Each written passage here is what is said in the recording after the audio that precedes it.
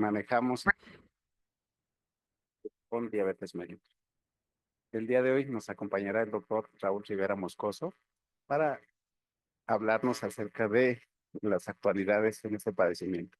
Coordinará la sesión el doctor Juan Cincer Sierra, quien aparte nos dará una breve cápsula de desmitificando algunos dogmas en medicina. Adelante, doctor. Buen día.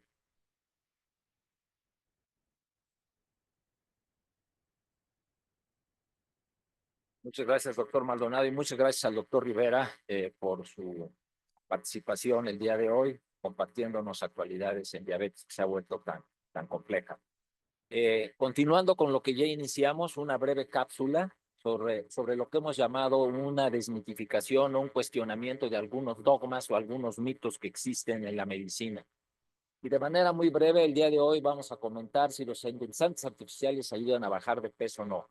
Son un negocio multimillonario, se utilizan en todos lados y la gente cree que con eso está protegido. La respuesta es no, al contrario, epidemiológicamente lo que se ha visto es que los endulzantes aumentan de peso. Las bases biológicas son muy claras. En modelos murinos se ha visto cómo la sacarina, al ser metabolizada por el microbioma, produce sustancias que van a aumentar la glucosa en sangre. O sea, el riesgo de diabetes aumenta con los endulzantes en lugar de mejorar. ¿Y qué es lo que sucede?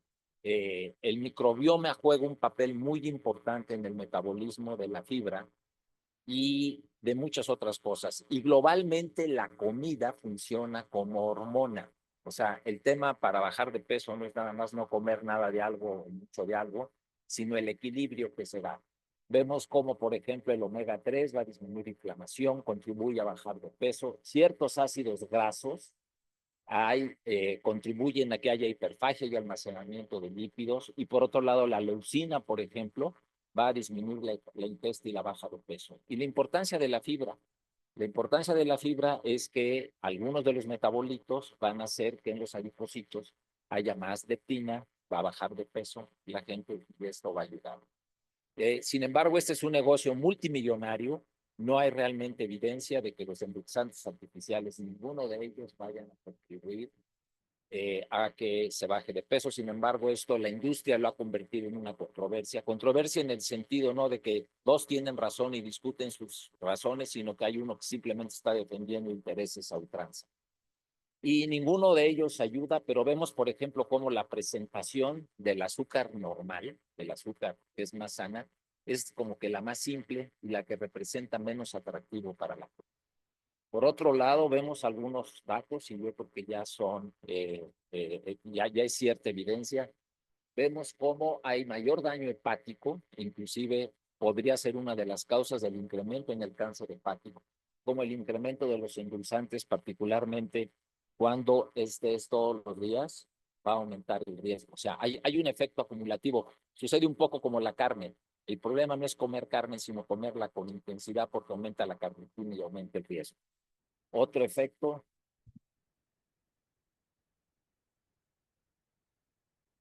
bueno, hay varias razones, inclusive, como comentamos, aumenta el riesgo de diabetes y el doctor Rivera nos comentará al respecto. Y finalmente, bueno, pues todo este mito de que modificando la comida, esa necesidad de querer transformarlo todo, quitarle las calorías, quitarle el azúcar a los chocolates, qué desperdicio, qué pena, quitarle la cafeína al café, cuando se ha visto que la cafeína inclusive puede tener cierto efecto protector en diabetes. Entonces, hay toda una serie de mitos en relación a esto. En conclusión, los endulzantes no ayudan a bajar de peso, sin embargo, van a seguir estando ahí, pero seamos conscientes de ello. Muchas gracias. Y a continuación, nuestro invitado.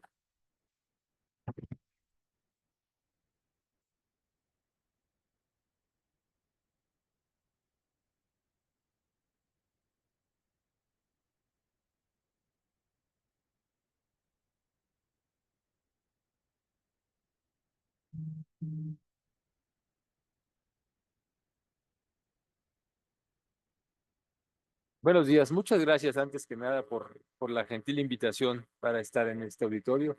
La realidad es que es de verdad una, pues, una experiencia muy gratificante el poder estar aquí. La verdad es que es un privilegio poder estar de nuevo en un auditorio como el de ustedes y poder favorecer también y contribuir a este intercambio de inquietudes, ¿no? Entre otras muchas cosas que tendríamos que tener institutos hermanos, vecinos y además con misiones muy similares. Cuando el doctor César me pidió que estuviera en esta sesión para hablar un poco acerca de diabetes, tratamos de ver cuáles sean los aspectos en los cuales podría yo enfocar esta sesión.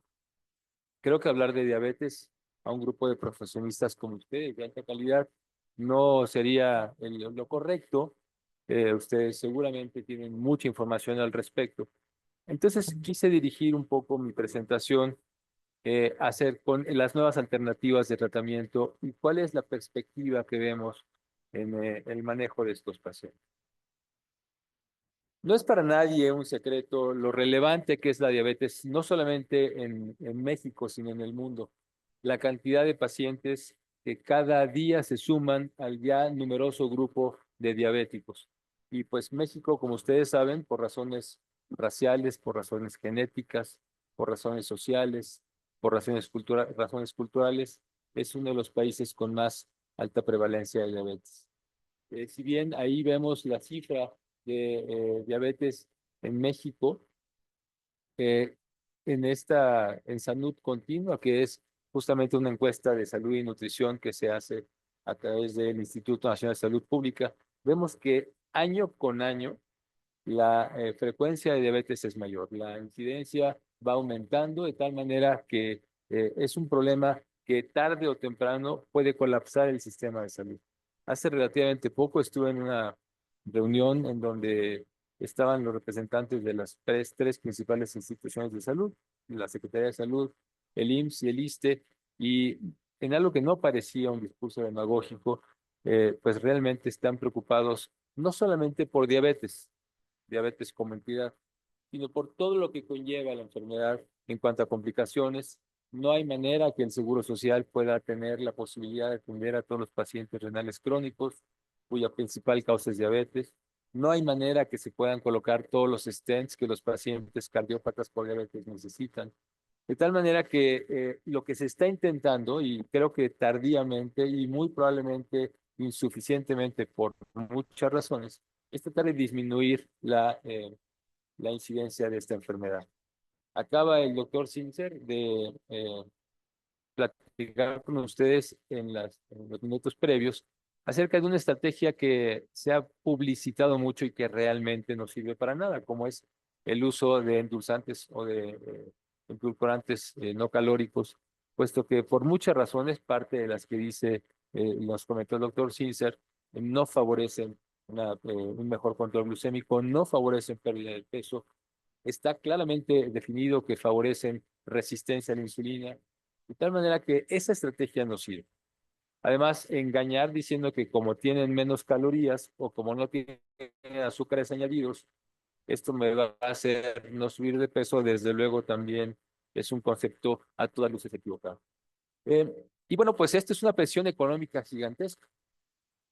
Ahora que nosotros, las instituciones y el sector salud, estamos en este sistema de salud de atención en el cual la gratuidad prevalece, por lo menos nosotros en el Instituto Nacional de Ciencias Médicas y Nutrición estamos teniendo muchos problemas con los medicamentos y ustedes seguramente están en una situación similar.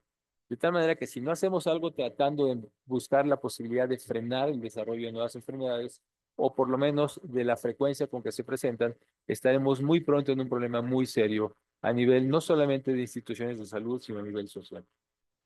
Pero bueno, yo quisiera entonces empezar, quiero dirigir mi charla, como les decía, un poco a las alternativas de tratamiento. Y quiero irme un poquito más atrás, ¿no? Probablemente muchos de nosotros cuando estudiamos medicina, veo mucha gente joven, seguramente ya no les tocó, pero el énfasis que se hacía cuando hablábamos de diabetes era que era muy importante que el paciente tuviera el mejor control posible. Y entonces hay varios estudios, este es un estudio muy viejo, 2005, que demostraba por primera vez, a través de un seguimiento longitudinal, que aquellos pacientes con diabetes tipo 1, que tenían un buen control, un trabajo que se llamó DCCT, que probablemente algunos de ustedes recuerdan, mostraba que los pacientes con control intensivo, es decir, con el mejor control posible, tenían menos posibilidad de complicaciones y de eh, las incidencias de las enfermedades que se habían asociado a ellas. Y sin embargo, no solamente eso, sino que además en el seguimiento después de 10 años, se notó que había un efecto residual. A pesar de que estos pacientes, como pueden ver ustedes en la gráfica de la derecha, esta es la parte del control intensivo, y este segundo, que es la segunda fase que se llamó EDIT, en donde a esos mismos pacientes los siguieron ya sin estar en un protocolo tan estricto como era el DSCT. Y claro, lo que vieron es que se fueron juntando las gráficas y los pacientes acababan teniendo el mismo grado de control o de descontrol. Pero lo que sí se notó es que la frecuencia de complicaciones microvasculares no se juntó.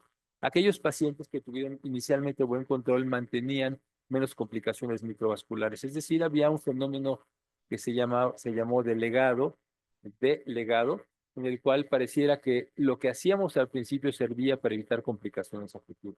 Y esto se vio después también demostrado en pacientes con diabetes tipo 2. Entonces, llamaba la atención, desde luego, que esto sucedía y que el control intensivo tenía claramente un efecto benéfico. Sin embargo, también lo que se pudo ver a través de tiempo, y esto estoy hablando de pacientes con diabetes tipo 2, que los pacientes seguían muriéndose y seguían muriéndose casi de lo mismo. Como ustedes pueden ver ahí, casi la mitad de los pacientes con diabetes tienen enfermedad cardiovascular como la principal comorbilidad o la causa de muerte. Y por ahí les hablan, cáncer es al segundo. De tal manera que pareciera que lo que estábamos haciendo no estaba funcionando. Entonces, tomando en cuenta lo que se dijo inicialmente, dijeron, bueno, pues hay que controlarlos mejor. Y de tal manera que si los controlo mejor, voy a tener la posibilidad de evitar este tipo de complicaciones. Y entonces la filosofía era tratar de obtener el mejor control posible. Y bueno, pues aquí estamos viendo un resumen de lo que se vio en estos grupos de pacientes con complicación o con control intensivo o con control convencional, y claramente prácticamente cualquiera de los desenlaces era menor en aquellos pacientes con control intensivo. Claro, lo que se decía, control intensivo para todos. Y como una manera de tratar de definir que esto era lo mejor que se podría hacer, surgieron una serie de trabajos. Uno de ellos, este es es un estudio toral, el estudio ACCORD, en donde intentaba demostrar con categoría que el control intensivo disminuía la presencia de complicaciones micro y macrovasculares. Sin embargo, aquí pueden ver ustedes la diferencia desde los 4 meses del estudio, en que los pacientes tenían un mucho mejor control medido a través de hemoglobina glucosilada. De tal manera que el control intensivo se lograba, desde luego, en un protocolo de seguimiento muy estricto. Sin embargo, meses antes, 17 meses antes de que el estudio terminara, se tuvo que suspender, porque lo que se notó es que los pacientes en control intensivo se estaban muriendo más. ¿Qué pasaba? Pues entonces resulta que el control intensivo no era lo que estábamos esperando. Y claramente la diferencia estaba sobre todo en lo mismo que estábamos intentando prevenir, que es enfermedad cardiovascular. Entonces pareciera que el control intensivo no necesariamente estaba ayudando. Se tuvo que hacer un replanteamiento acerca de qué es lo que estábamos tratando de lograr y cómo podríamos explicar esto. A partir de entonces, de estos estudios que estamos hablando de lo que pasó alrededor del 2008, es que se empezaron a tratar de buscar alternativas para explicar esto. Y de ahí surgió el concepto de un abordaje no glucocéntrico de la diabetes. Hasta el momento que les estoy hablando, lo que se intentaba era tener el mejor control posible, desde luego buscando que el paciente no fumara, que hiciera ejercicio, que estuviera bien controlada la presión arterial, pero claramente el enfoque principal estaba siendo hacia la glucosa.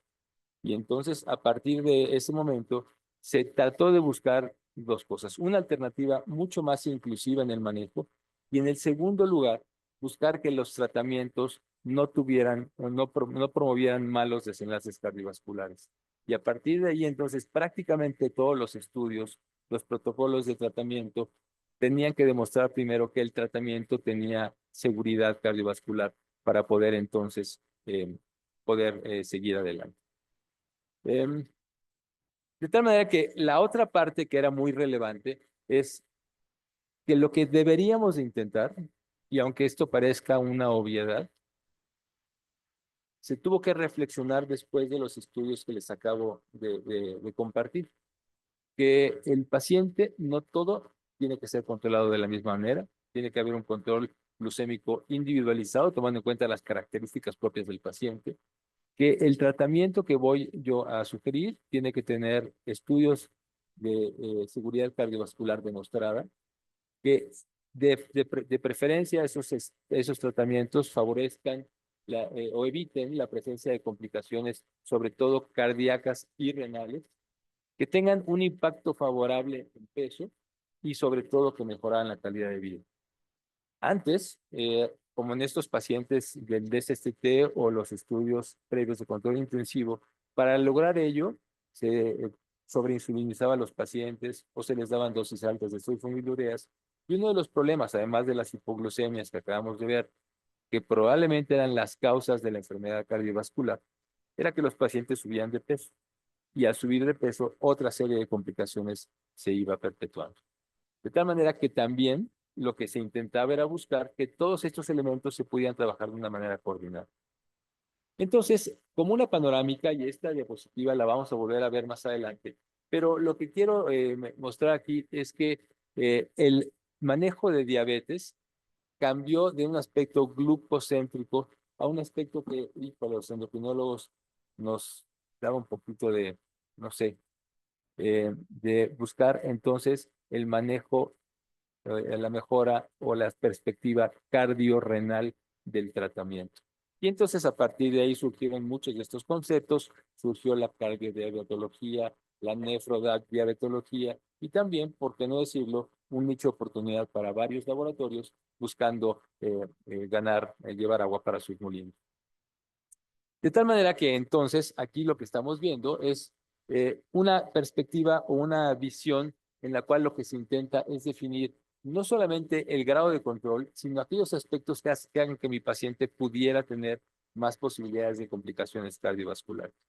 Y dependiendo de eso, buscar tratamientos que hayan demostrado seguridad cardiovascular. Entonces, en esta panorámica que les presento aquí, que iremos viendo con un poquito más de detenimiento, surgen entonces la identificación de pacientes que tengan alto riesgo cardiovascular y prácticamente todos los pacientes con diabetes tienen por definición alto riesgo cardiovascular. Hay que recordar que muchas de las metas de tratamiento en hipertensión arterial, en lípidos, en pacientes con diabetes, deben de ser similares a aquellos pacientes que ya sufrieron un infarto agudo del miocardio.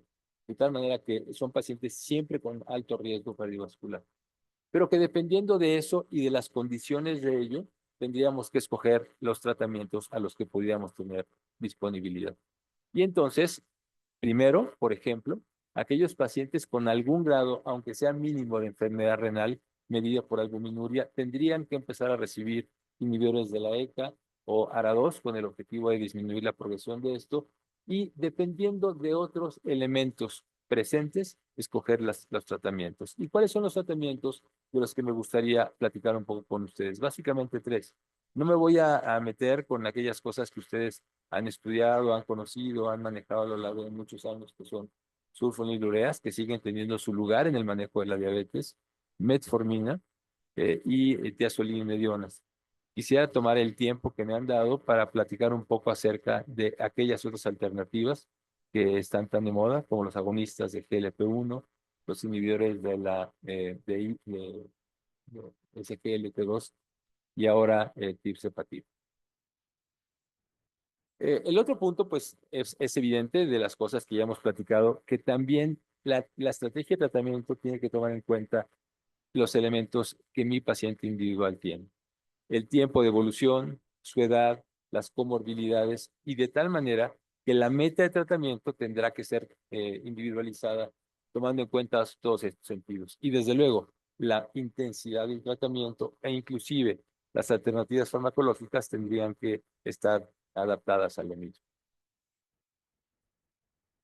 Regresando un poco a la parte de la fisiología, hace muchos años, en la década de los 50, 60, se describió este efecto que se llama incretina. ¿Y qué quería decir este efecto incretina? Cuando se hacían estudios de tolerancia a la glucosa y se medía la glucosa después de una carga, perdón, la insulina después de una carga de glucosa, se identificó que los pacientes a quienes les ponían cargas de glucosa intravenosa tenían una menor respuesta de insulina que aquellos que la tomaban. Podría parecer paradójico, podría parecer extraño, pero sucedía y era algo que se replicaba. De tal manera que surgió este fenómeno, este concepto del efecto incretina. No se sabía qué pasaba, pero parecía ser que algo sucedía que hacía que la glucosa oral favoreciera una mejor respuesta o una mayor respuesta de glucosa que aquella que fuera infundida por vía intravenosa.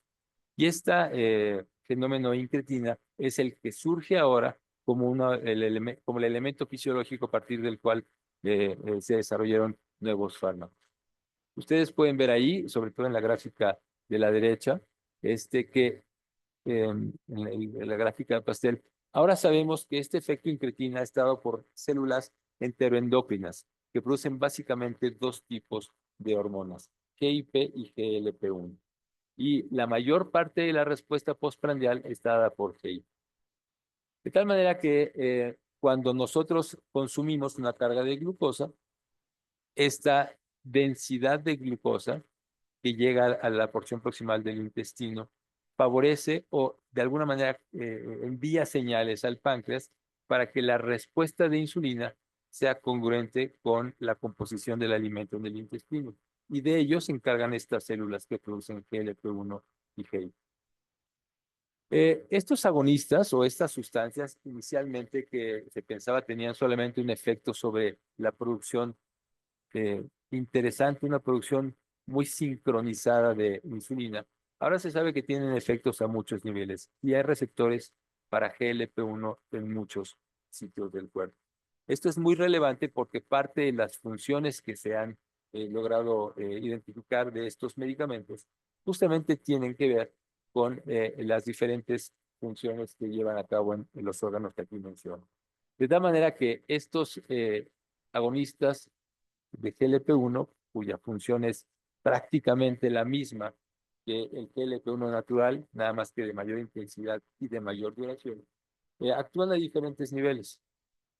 Quizá de las cosas que predominantemente hemos escuchado o se decían al inicio, es que la forma de acción de estos medicamentos, de estos agonistas de GLP-1, era a través de dos mecanismos. Uno era disminuir el vaciamiento del estómago y por lo tanto favorecer saciedad. Y al disminuir el vaciamiento del estómago, permitía entonces que la carga glucémica al intestino fuera menor y que por lo tanto el pico de insulina fuera menor. Sin embargo, ahora se sabe que hay muchos otros elementos que participan en la respuesta y en el efecto terapéutico de este grupo de medicamentos agonistas de GLP-1. Como ustedes pueden ver, tiene acciones directas en el sistema nervioso central a través del tracto solitario, inhibe la producción, perdón, el apetito, independientemente del aspecto sobre saciedad, también tiene un efecto sobre apetito y tiene efectos en la gluconeogénesis, disminuye la producción hepática de glucosa, favorece la resistencia a la insulina, disminuye la resistencia a la insulina, probablemente no por un mecanismo directo, sino por un mecanismo indirecto, a través de perder peso, a través de disminuir la producción de glucagón como respuesta a los alimentos. Entonces, todos estos elementos que producen en diferentes órganos del cuerpo favorecen que el paciente sea beneficiado de esta utilización. Hay diferentes tipos de GLP-1. Y aquí en esta diapositiva les pongo fundamentalmente aquellos que son más conocidos. Me parece muy relevante tratar de platicar un poquito de ellos porque se ha abusado de manera atroz de este grupo de medicamentos. Ustedes probablemente, si manejan pacientes con diabetes o si tienen conocimiento de lo que ha sucedido, en los últimos 2 o 3 años estos medicamentos se escasearon del mercado. Y esto es otro elemento que es muy relevante. Todo esto surgió a partir de las famosísimas redes sociales, ¿no? Resulta, y probablemente lo conocen la historia, que Kim Kardashian sacó un TikTok en donde demostró que había perdido peso a través de utilizar el medicamento Ozempic. A partir de ahí, un mes de diciembre de hace 2 años o 3, no recuerdo con precisión, empezó a haber un consumo excesivo de estos medicamentos, desde luego no prescritos por médicos, comprados libremente, inclusive en el mercado negro, lo que produjo que el laboratorio no tuviera posibilidad de cumplir con la producción que se necesitaba para sus compromisos con laboratorios y con instituciones de salud, al grado tal que se generó un gran caos y que los pacientes que estaban siendo beneficiados perdieron la posibilidad de ser tratados. Uno podría decir, bueno, pues Novo, que era el laboratorio que hace este medicamento, que desarrolló la molécula semaglutida, que es la que utiliza la que tiene Ozempic, pues simplemente podría producir más, ¿no? Esto produjo dos cosas. Uno, que el Producto Interno Bruto de, comparado del laboratorio fue más grande que el de todo el país eh, de, de, de, de Suecia, donde está la casa comercial, la casa matriz de Novo. Y por otro lado, perdón, Dinamarca, dije Suecia, Dinamarca, famosísima porque se parece a nosotros en el sistema de salud. Este, pero el otro punto es que no era solamente la sustancia activa, no había suficiente plástico para hacer las plumas, no había suficiente caucho para hacer los tapones, en fin, se generó de verdad un caos. Y además los pacientes que sí lo necesitaban perdían la posibilidad de utilizarse. ¿Cuál es la ventaja de estos medicamentos? Que sí producen una pérdida de peso, que vamos a ver en un momento qué tan relevante es. Las más importantes, o quizá las que son más conocidas, son las que aquí les pongo en esta diapositiva, y de ellas, la semaglutida, es a la que me refiero como Ozempic, es la que más desarrollo ha tenido porque tiene tres ventajas. Una, se pone una vez a la semana. Dos, es un poco más potente que su precursora, que era liraglutida. Y tres, que tiene menos efectos secundarios. De tal manera que, en efecto, estos medicamentos, estos GLP-1, tienen una posibilidad de tratar al paciente de una manera mucho más integral, ya que favorece una pérdida de peso que en promedio es de 10 kilos al año. Disminuye la hemoglobina glucosilada como no se había logrado disminuir prácticamente con ningún medicamento. Casi todos los medicamentos que utilizamos para control de la glucosa, en promedio, bajan la hemoglobina glucosilada 0.8%. Cuando llegan los laboratorios y le dicen, es que mi medicamento hace que baje 2% de la hemoglobina glucosilada, es un manejo muy tendencioso de la información. Porque claro, un paciente recientemente diagnosticado con diabetes, con hemoglobina glucosilada muy alta, porque no se sabía diabético, al empezar el control, baja rápido la hemoglobina glucosilada y de ahí toman esas cifras. Pero un paciente en control crónico que utiliza prácticamente cualquier medicamento, sulfonilureas, metformina, diazolinium, inhibidores de DPP-4, en promedio bajan 0.8%. Estos medicamentos tenían la posibilidad de producir un descenso de alrededor de 1.2, 1.3 de hemoglobina glucosilada, que no era alcanzada por ningún otro fármaco. Además, demostró efecto cardiovascular, demostró protección cardiovascular aún durante los episodios de angina o de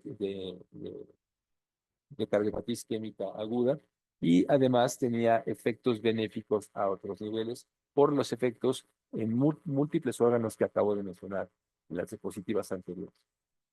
Tiene dos problemas fundamentalmente. Uno, los efectos secundarios, que como ya les digo pueden llegar a ser muy importantes, sobre todo gastrointestinales, y el segundo es el precio. Son medicamentos que tienen un precio alto. En promedio, en México, el costo mensual del tratamiento con semaglutida es alrededor de 8,000 pesos. De tal manera que, desde luego, no cualquier paciente lo puede comprar. El otro punto que creo que es muy importante señalar es que genera la posibilidad y cada vez ya que se está utilizando más de complicaciones que todavía no se han podido vincular directamente con su uso. Se han descrito algún tipo de neuropatía óptica no isquémica, se ha encontrado en algunos grupos la mayor tendencia a depresión y a eventos suicidas. Sin embargo, no queda claro, o por lo menos así se ha tratado de identificar o de explicar en las estudios post-hoc que no hay una relación causal. Perdón.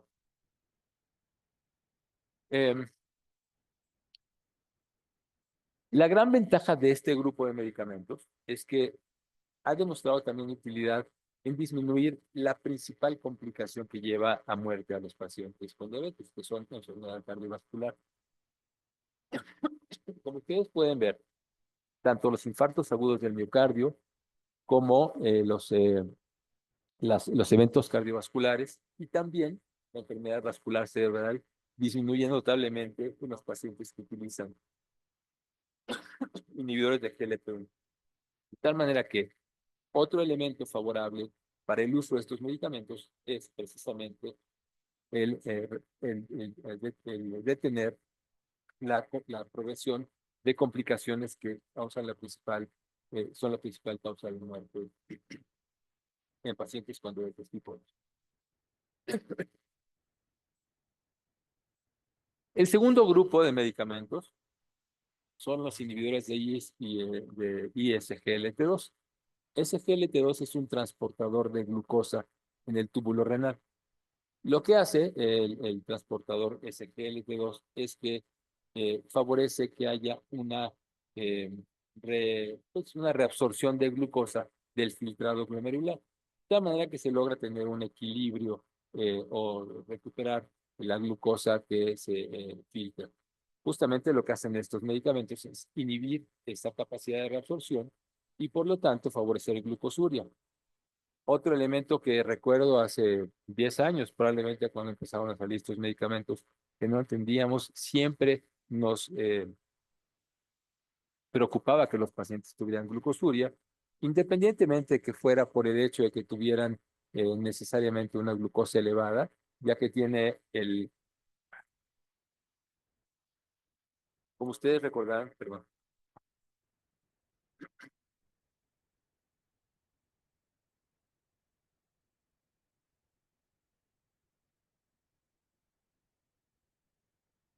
como ustedes recordarán, para que haya glucosuria tendría que haber un nivel de glucosa que eh, excediera la capacidad de reabsorción tubular de glucosa, que es alrededor de 180 miligramos. De tal manera que un paciente que tuviera glucosuria tendría que tener necesariamente un nivel, una concentración mayor de ello. Sin embargo, otra cosa que nos preocupaba, gracias, Jorge, gracias, este, eh,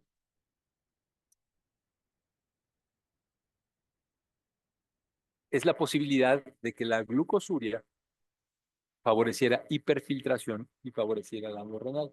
Y por lo menos en un inicio era uno de los riesgos o de los pendientes que teníamos con este tipo de medicamentos.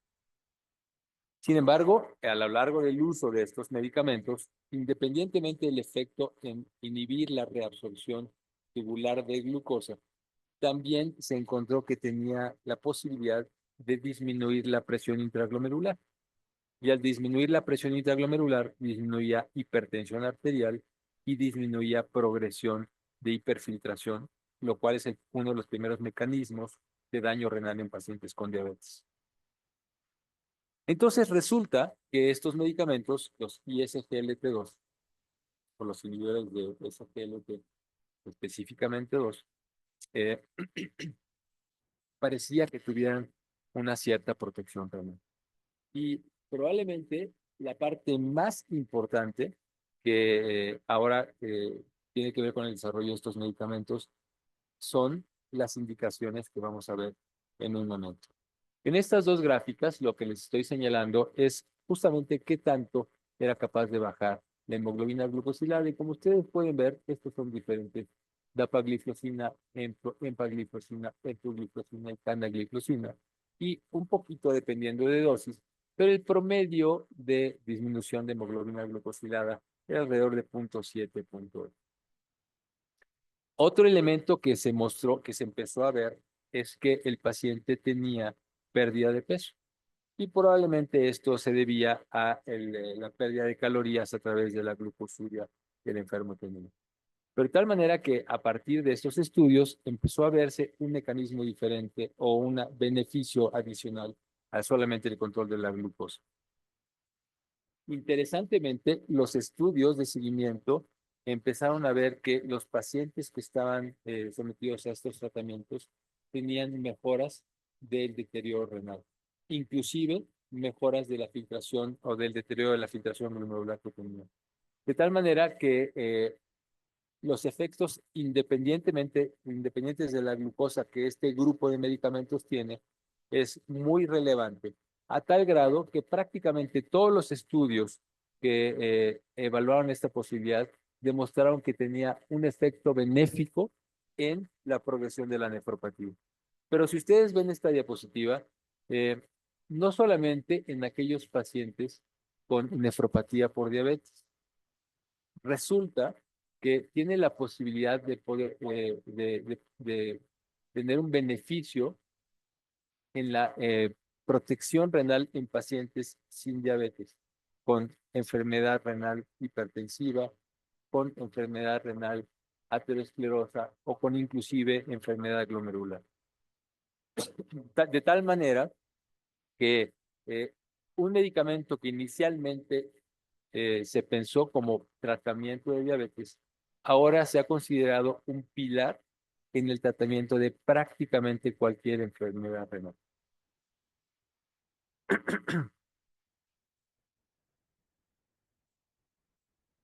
Déjenme pasar una más porque no está un poco cargada, pero lo que quiero demostrar aquí es que los pacientes que estaban tratados con inhibidores de SGLT2 tenían beneficios no solamente en el control de diabetes, no solamente en la enfermedad renal, sino también en disminuir enfermedad o muertes por enfermedad no cardiovascular.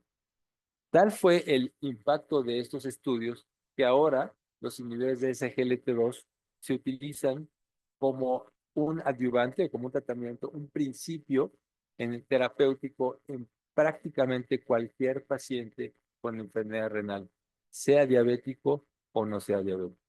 Y aquí estamos viendo en esta gráfica de barras, del lado izquierdo, pacientes diabéticos, del lado derecho, pacientes no diabéticos.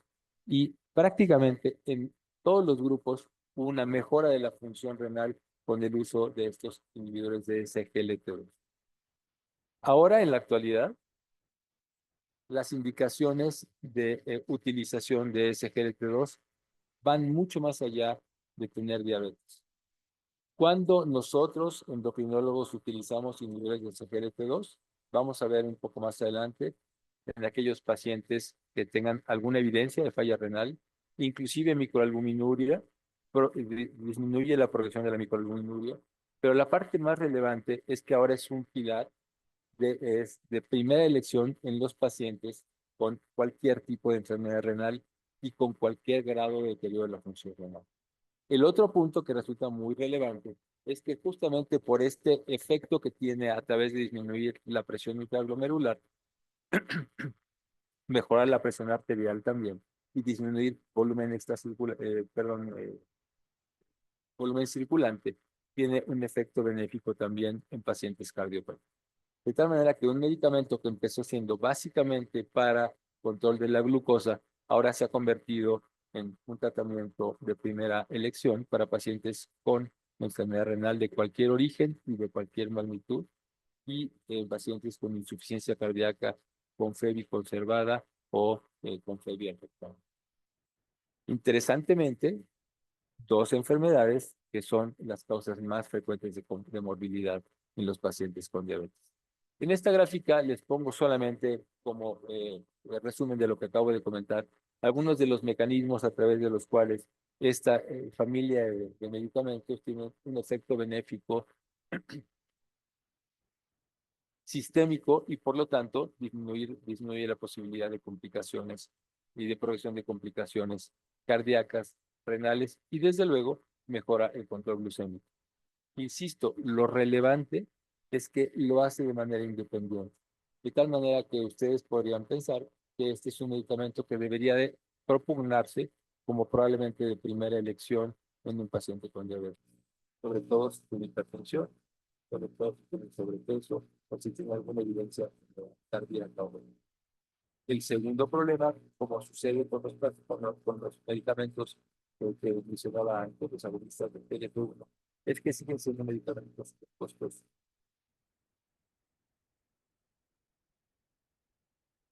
Si sumamos lo que un paciente va a gastar en un agonista de GLP-1 y en un inhibidor de SGLT2, probablemente el tratamiento mensual será incosteable para muchos.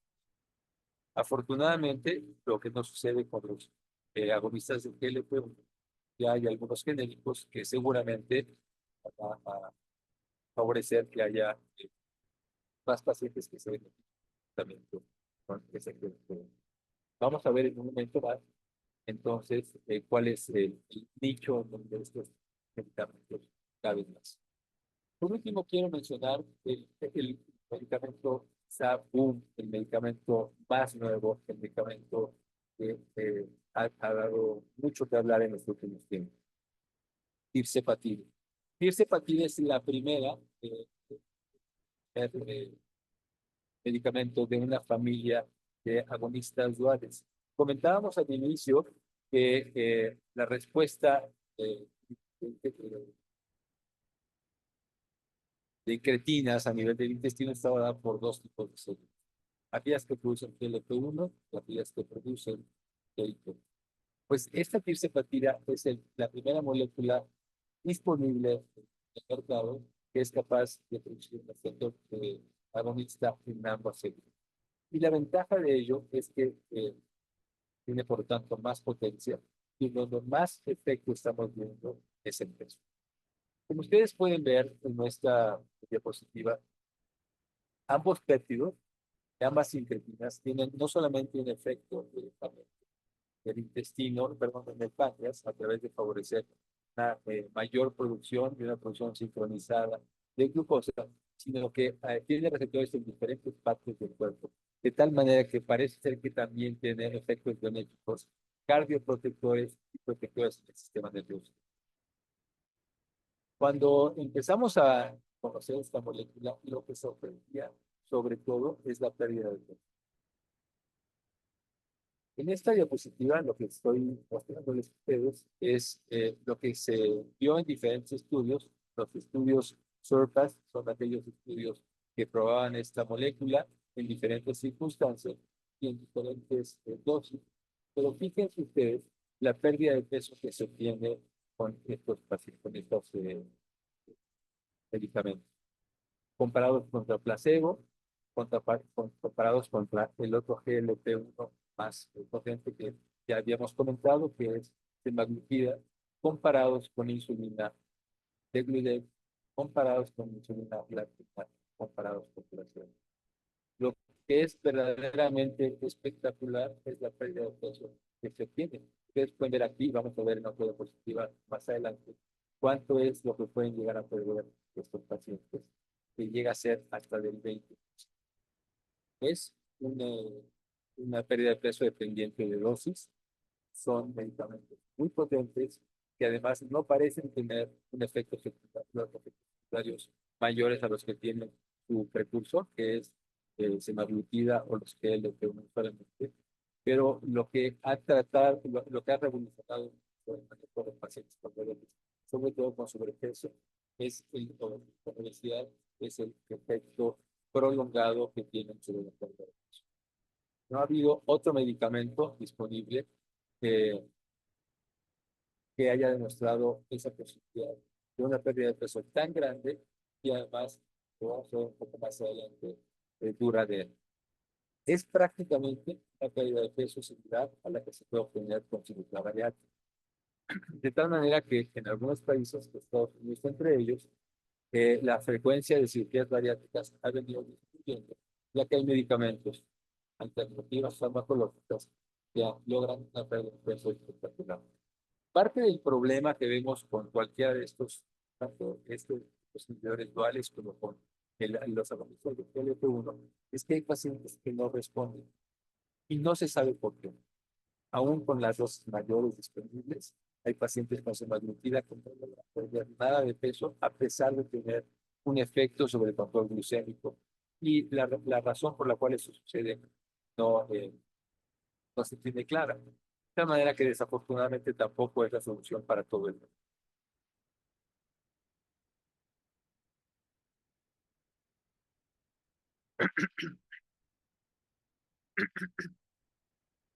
El segundo aspecto relevante de estos inhibidores duales es el efecto que tienen en la hemoglobina glucosilada. Y miren ustedes el porcentaje de cambio, mejor que cualquier otro que hemos hablado. Con dosis de 15 miligramos, que es la dosis máxima que se propone de tirzepatida, se logran de hasta 2.5 de hemoglobina glucosilada, que son, como ya les he comentado, resultados que no se obtenían prácticamente con ningún otro tratamiento. De tal manera que en el control glucémico, en el peso y en la posibilidad de que al mejorar estos dos aspectos también haya un efecto de mejora en hipertensión arterial, en circulación, en función miocárdica, estos medicamentos acaban siendo los medicamentos que muy probablemente vengan a revolucionar el manejo de los pacientes de obesidad. El gran riesgo es que van a empezar a utilizarse de manera eficaz. Eh, Estos medicamentos están ya a punto de salir, de hecho ya están en el mercado en México, apenas el mes pasado. Eh, y bueno, pues ya hay una demanda muy importante de su utilización. Y claro, la idea de nosotros es tratar de buscar la posibilidad de que solamente se utilicen pacientes con ciertas características. Aunque parezca paradójico, la autorización, digamos, la indicación autorizada para estos medicamentos es diabetes, ni siquiera obesidad.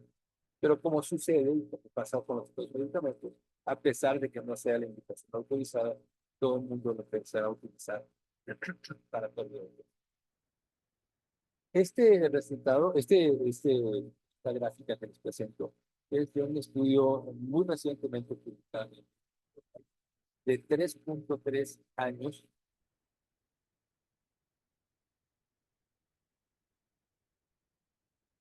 de 3.3 años de seguimiento de pacientes con discapacidad.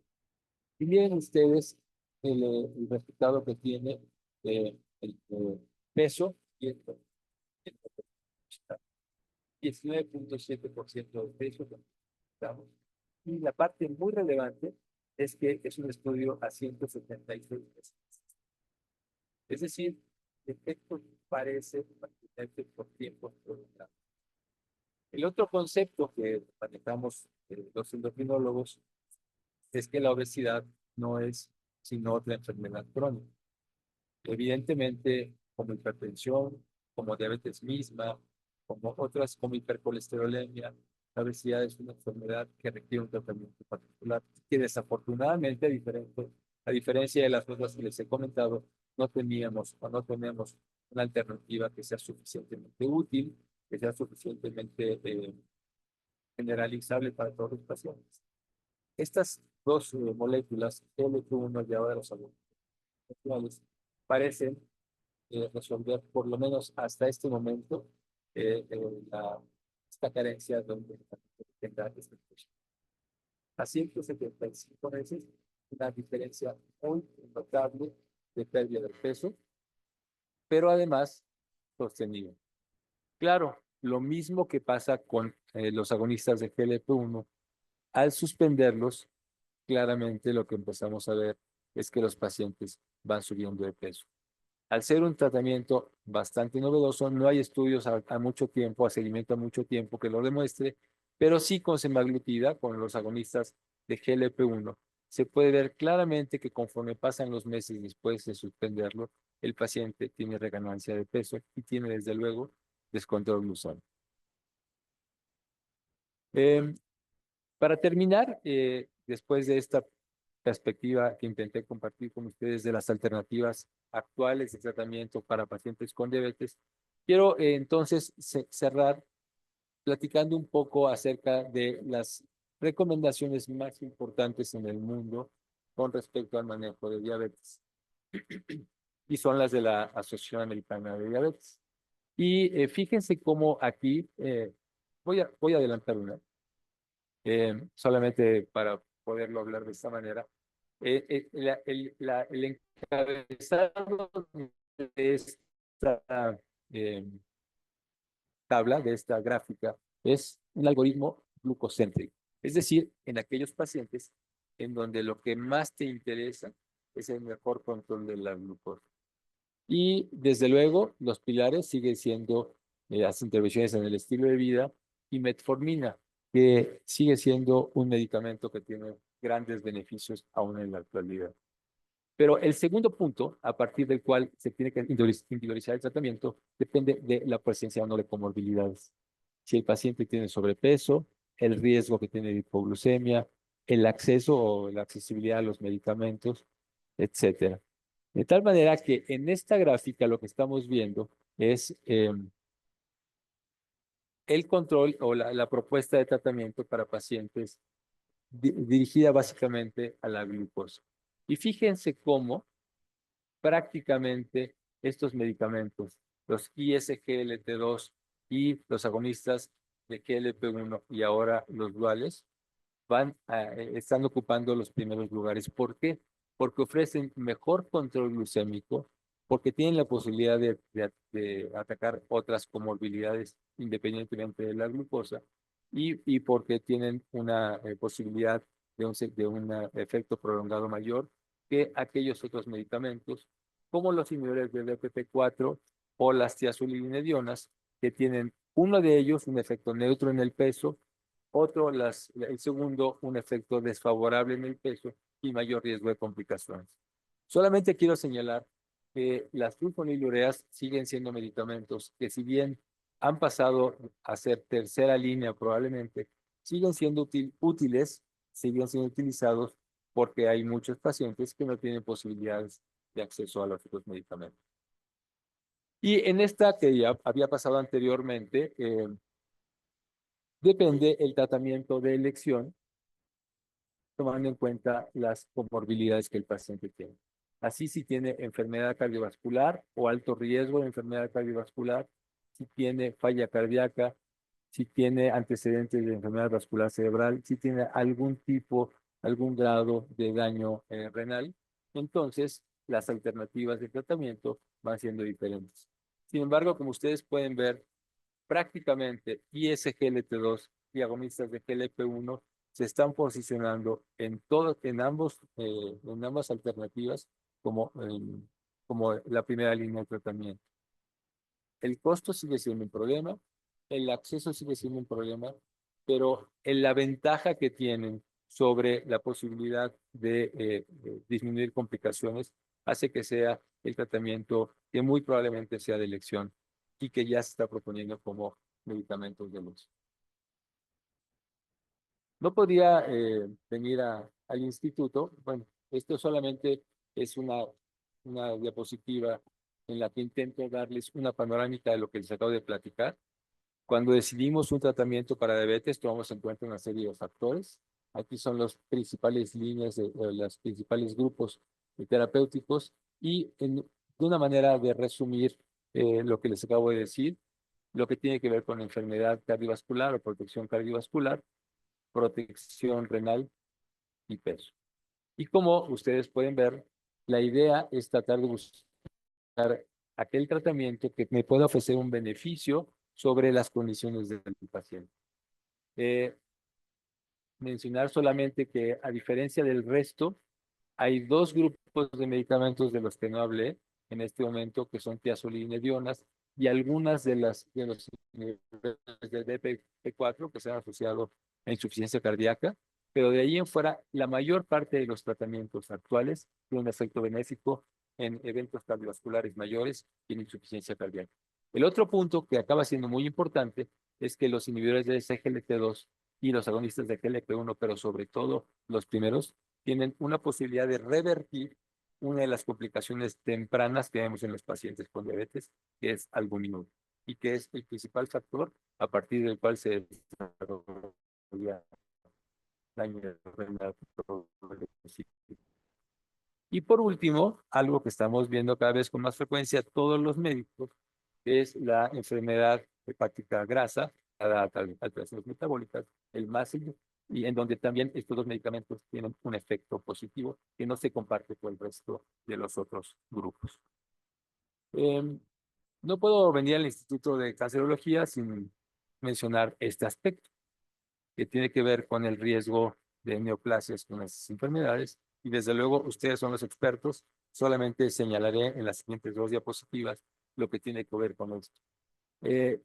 Inicialmente, cuando los agonistas de GLP-1 salieron, tenían riesgo, tenían etiquetas de alarma ante la posibilidad de favorecer cáncer de páncreas y carcinoma medular de tiroides, porque se veía o se notó elevación de calcitonina en algunos pacientes.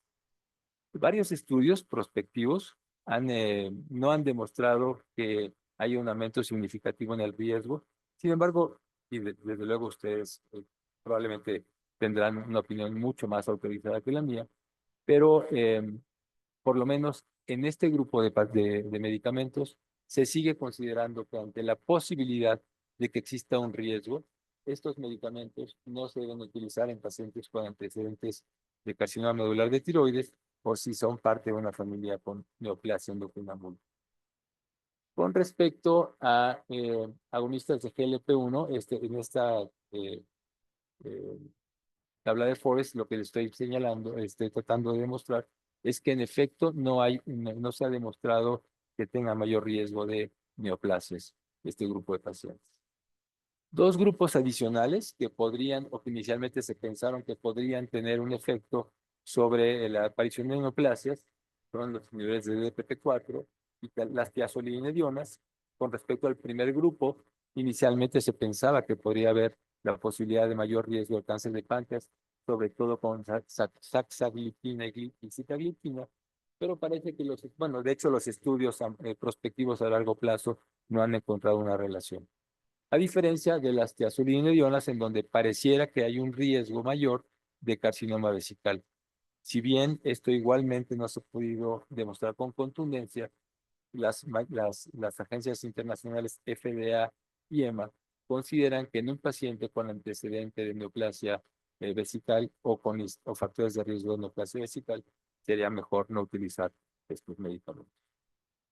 Y por último, me encontré este trabajo que por la revista en donde fue publicado, me imagino que debe ser una publicación con peso dentro de la comunidad eh, oncológica, y es la asociación de metformina con diferentes tipos de cáncer. Y en esta revisión sistemática y metaanálisis publicado en el Journal of the National Cancer Institute, demostró algunas cosas. Al parecer, y esto lo pongo a su consideración, la metformina tiene la posibilidad de disminuir la incidencia de algún tipo de neoplasias, básicamente digestivas, ginecológicas, urológicas y muy probablemente de diferentes tipos. En este trabajo, que desde luego tiene sus bemoles, y ellos mismos dicen que la heterogeneidad de los grupos no permite sacar conclusiones. Sin embargo, me pareció relevante. A mí como endocrinólogo, que utilizo muchísimo metformina, sigue siendo un medicamento que es prácticamente el medicamento con el que se combina cualquier otro fármaco para diabetes. Parece que tiene un efecto benéfico como prevención de enfermedad neoplásica gastrointestinal, ginecológica, hematológica y urológica. Ellos mismos mencionan que es información que debe de mantenerse todavía como especulativa. Sin embargo, me parece relevante señalarlo porque me encantaría saber la opinión de todos ustedes, sobre todo por la fuente por la que viene. Con esto termino mi participación. Les agradezco mucho su atención. No sé si hay tiempo para preguntas.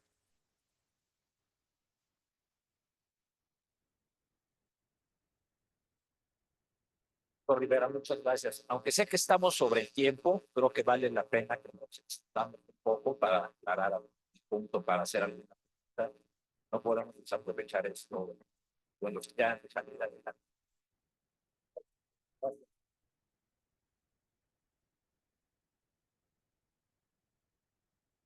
Bueno, lo primero, muchas gracias por esa extraordinaria y didáctica revisión, y además nos deja ver la importancia que tiene el efecto de sobre todo nosotros que manejamos medicamentos tan potentes y potencialmente fatales como el oncológico, darnos cuenta que el efecto es múltiple, y este es un área que nos permite entender esta diversidad tan extraordinaria. A ver, Bueno, sí. muchas gracias, doctor Rivero Moscoso, por su excelente plática.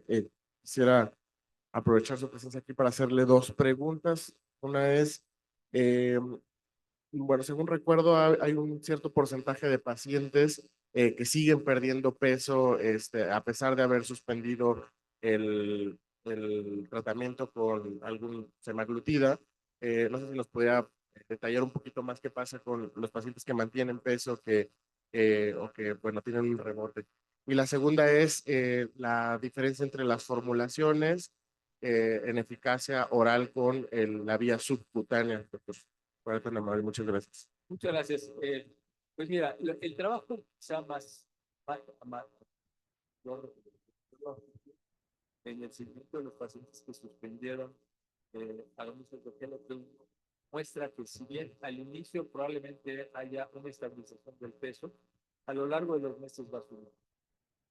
Y aparte es hasta cierto punto lógico, porque la realidad es que, eh, como comento, un paciente con cualquier enfermedad, diabetes, en donde no depende solamente de los hábitos o de la disposición del paciente. Los mecanismos biológicos regresan a su basal y entonces empiezan a ganar peso. En efecto, hay algunos estudios que demuestran que puede haber un tiempo de estabilización, pero sin embargo, a lo largo de los meses van. Y con respecto a semaglutida oral, gracias por la pregunta. En efecto, es el único agonista GLP-1 que hay oral. Muy probablemente los efectos secundarios y los efectos terapéuticos sean los mismos. Hay un poquito de trampa porque te proponen o te comercializan como que la dosis máxima de semaglutida oral, que es 14 miligramos, es lo equivalente a 1 miligramo de semaglutida subcutánea, y la realidad es que no es la potencia similar. De hecho, acaba de salir la semaglutida de 2.4 que se llama Wegovy, justamente porque ahora te dice el laboratorio, este sí te ayuda a perder peso, ¿no? Como que realmente lo que hacen es ir aumentando presentaciones para mantener la patente, perdón, pero el efecto en dosis equivalentes de semaglutida oral con semaglutida subcutánea, nada más que no es la Doctor Rivera, muchas gracias.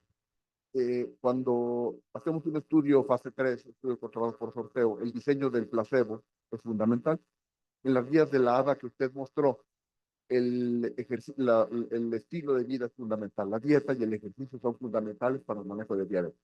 Entonces, en el New England, en el artículo de Ozempic en diabetes, se menciona que el placebo, bueno, en la introducción se menciona que la dieta y el ejercicio, desde el punto de vista poblacional, no han resuelto el problema. Y cuando definen el placebo, no se menciona nada de como parte del placebo, un programa serio de dieta y ejercicio. Entonces, mi pregunta es, ¿hasta qué punto estos resultados que estamos viendo son el resultado de un placebo mal diseñado?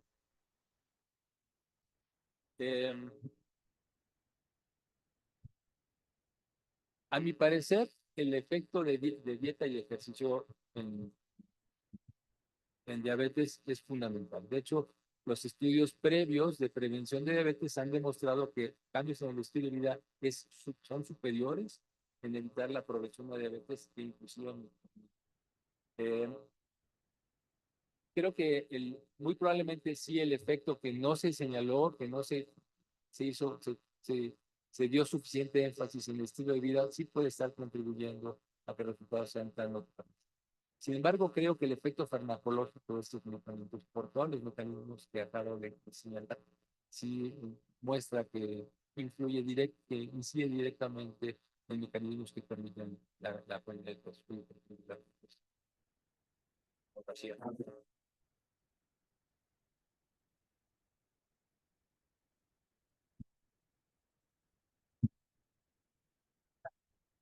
Tiene una hemoglobina glucosilada alta en el método diagnóstico y obviamente los principios de seguimiento.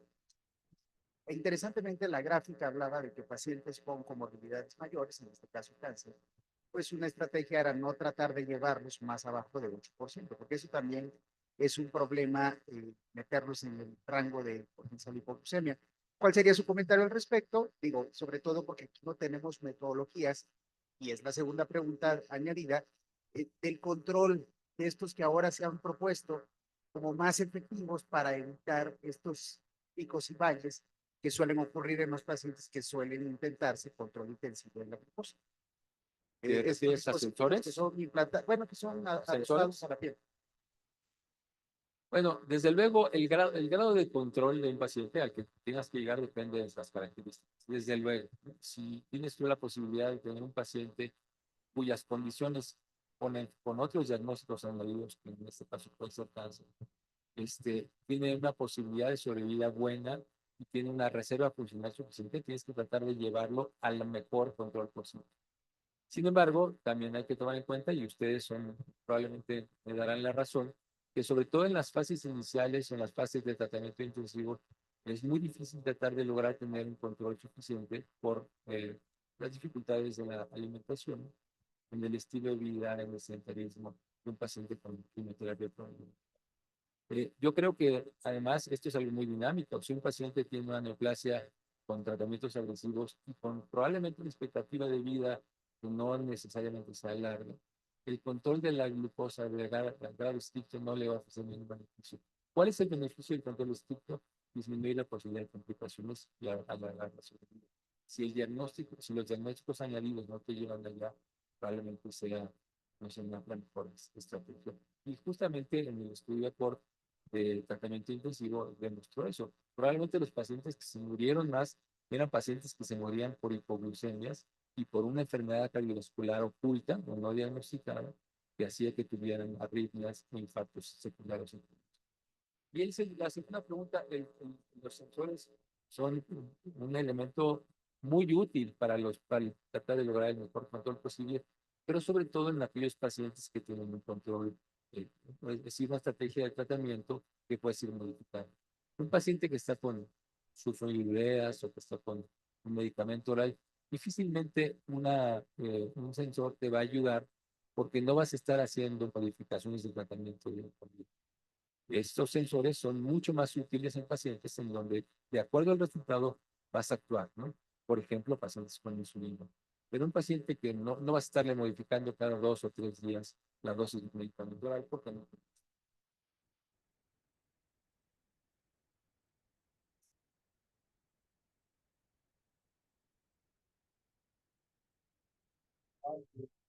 Una crisis aguda, llámese cetoacidosis, donde simplemente los pacientes que están empezando cada hora, cada 4 horas, estos sensores subcutáneos pudieran tener utilidad en este contexto.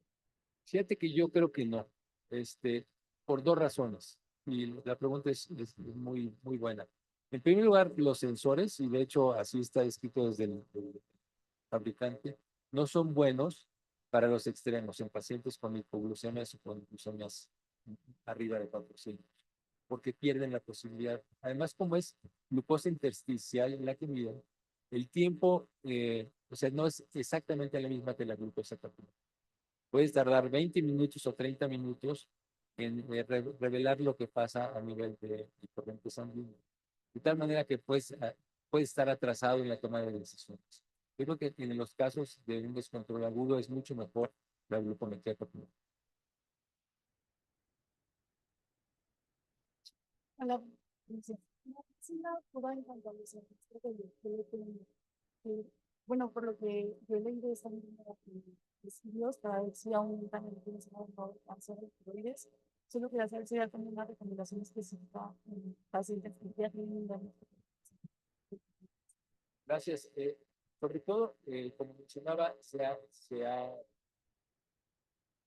tratado de relacionar con personas musculares. Y esa es una enfermedad bastante poco frecuente, pero yo creo que un paciente que tiene antecedentes familiares con cáncer diferenciado de tiroides, no hay un estudio que realmente haya mostrado progresión. Lo que pasa es que también el cáncer diferencial de tiroides se puede diagnosticar fácilmente en pacientes con estudios de escrutinio y que no necesariamente haya una reducción del uso de la anestesia.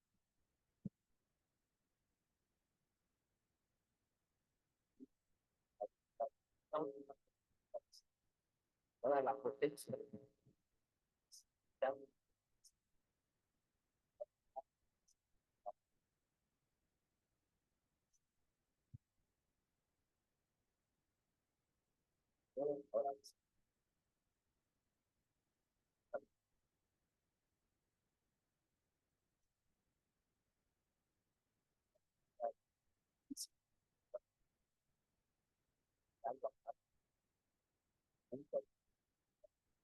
Híjole, no sé qué tan amable puede hacer eso. Yo creo que a lo mejor no, ya. No, no, pero fíjate que yo creo que, de hecho, la tendencia de ser muy estrictos con las dietas en los pacientes cuando ha ido disminuyendo porque la realidad es que no sirve. Creo que como tú mencionaste al principio y como se ha mencionado en varias editoriales, la idea es tratar de mantener una dieta, sobre todo, suficiente, variada, donde puedas incluir sobre todo fibra, eh, y quizá las grandes cosas que tendrías que tratar de ser un paciente con diabetes lograr cumplir es disminuir sobre todo azúcar en bebidas y alimentos. Yo creo que si logramos eso, vamos a lograr que se cumpla la gran mayoría. Muchas gracias. Porque además te adelantas